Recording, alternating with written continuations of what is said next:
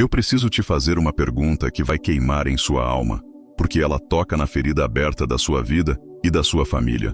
Porque você, filho e herdeiro do rei, está aceitando viver de migalhas? Porque a sua vida espiritual, a sua intercessão e a sua casa têm o gosto amargo do quase, do não deu certo e da frieza? O inimigo não precisa de grandes ataques. Ele precisa apenas que você se contente com pouco. Você comete o erro fatal de confundir a verdadeira humildade de Cristo com a fraqueza de um escravo que não ousa clamar pela herança que já foi paga. Essa é a armadilha psicológica que rouba sua herança. A crença perigosa de que contentar-se com o fracasso ou com o suficiente é sinal de espiritualidade, quando, na verdade, é um desperdício de potencial que ofende a majestade e o sacrifício de Deus. Se a sua família está em crise, se a sua oração não sai do teto, se o discernimento parece ter fugido da sua casa, preste atenção. Não é por acaso que você está aqui. Esta mensagem é a chave que vai quebrar a mentalidade de escravo, restaurar sua autoridade em Cristo e te ensinar a clamar, não como um pedinte, mas como um herdeiro que exige o que já está garantido. A frieza que você sente não é abandono de Deus. É o resultado de um coração que, por covardia ou preguiça, escolheu se contentar com o mínimo. Claro que o pouco com Deus é infinitamente melhor do que o máximo sem Ele. Mas quando você usa o mito do pouco com Deus é muito para esconder a autossabotagem, sua oração fraca e o medo de interceder pelo máximo que Cristo já pagou, isso é uma mentira demoníaca. Cristo pagou pela vida abundante, pela restauração total. Contentar-se com migalhas é desonrar o preço do sacrifício. O perigo do efeito Dunning-Kruger espiritual é a arrogância disfarçada de modéstia. É a crença perigosa de que você sabe tudo sobre si mesmo, que não precisa de discipulado ou de crescimento prático, ignorando a profundidade do seu chamado. Este auto-engano bloqueia o espírito, pois você parou de buscar a profundidade de Deus. Deus quer te fazer um vaso novo, mas você se apegou aos cacos. Há um conforto doentio na dor, na vitimização. A metáfora do vaso quebrado por opção é a recusa em ser restaurado completamente e o conforto na dor que estão sabotando a visão de Deus para a restauração familiar. Você se acostumou a ser o coitado, e isso tem impedido seu avanço. A maioria da sua batalha não está no plano demoníaco, está na mentalidade. É a sua mente de não merecimento que te paralisa, do padrão. O mecanismo da serotonina e a gratificação imediata de sofrer prova que a vitimização e o sofrimento passivo geram uma recompensa química de conforto em seu cérebro. Você se sente validado na sua dor e, inconscientemente, passa a preferir essa recompensa ao esforço e à luta que a libertação exige. O vício em sofrer te impede de orar por libertação total. A dissonância cognitiva do crente é o conflito inconsciente. Você prega que tem autoridade em Cristo, mas sua vida prática reflete fracasso e derrota. Sua mente não consegue conciliar a promessa bíblica com a vida prática de perda que você aceita. Qual voz você está honrando? Sua derrota ou a palavra inerrante de Deus? O reino de Deus é de autoridade e não de escravidão. A falsa humildade como bloqueio de poder te faz recusar a armadura de Deus completa por medo do confronto.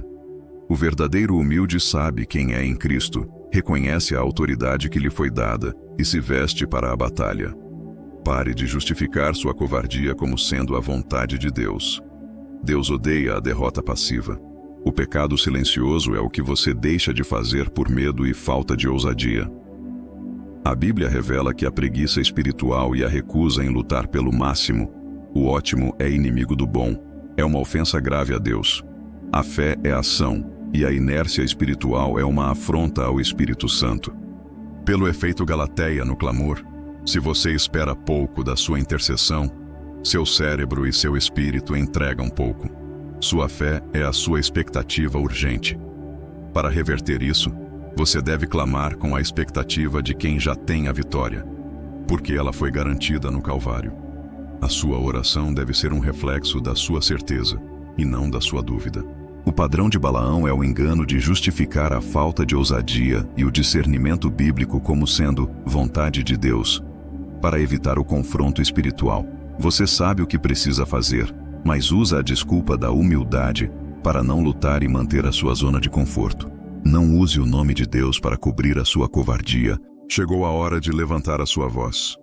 Você não precisa de mais lágrimas, precisa de autoridade. Aplique a técnica do reenquadramento mental da oração. Troque a oração de pedinte pela declaração de herança. A plasticidade cerebral entende a autoridade. Troque o Deus, se for da sua vontade, por favor, pelo Pai, eu tomo posse da tua promessa de restauração e eu declaro que o mal está quebrado em minha casa, em nome de Jesus. Essa é a diferença que a sua mente entende e transforma em ação. No ponto de virada da intercessão prática, grandes homens de fé como Charles Spurgeon ensinavam a tratar a promessa de Deus como um cheque no banco da fé. Não é arrogância, mas a fé fortalecida na fidelidade daquele que prometeu. É a urgência de exigir que Deus cumpra aquilo que ele já jurou em sua palavra, ativando a autoridade na vida do intercessor. Para desbloquear a restauração familiar, aplique a teoria do investimento parental à intercessão pelos filhos. Seus filhos são sua herança. O sacrifício não é passivo, é estratégico. O clamor estratégico pelo propósito deles é a sua ação mais poderosa. O investimento no joelho dobrado é o que garante a colheita.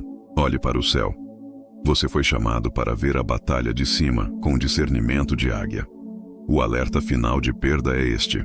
Se você não lutar pelo máximo, sua frieza espiritual será o sinal que autoriza a perda de influência sobre sua família. Sua inércia é a autorização que o inimigo precisava. Na metáfora da muralha e do deserto, o deserto é necessário para te esvaziar do eu. Mas parar no deserto é uma escolha de insensatez que desperdiça potencial e aborta a promessa. Você precisa de força para avançar e reconstruir as muralhas espirituais da sua casa. O ato profético é este. A armadura de Deus não é decorativa. É um chamado imediato à ação para proteger sua herança e o futuro da sua casa. Levante-se agora. Sua autoridade não vem da sua perfeição, mas do Espírito Santo. A luta é para ontem. Você viu que aceitar migalhas não é humildade, mas desonra. Você viu que sua fé é sua expectativa urgente e que a intercessão deve ser a declaração de um herdeiro. Você não é mais um pedinte, é um soldado. Eu te convido a fazer um ato profético agora. Feche os seus olhos, toque no seu peito e declare em voz alta: eu quebro a mentalidade de escravo. Eu me esvazio da falsa humildade. Em nome de Jesus Cristo, eu tomo posse da minha herança e declaro que a restauração familiar e o discernimento de Deus estão ativos na minha vida agora.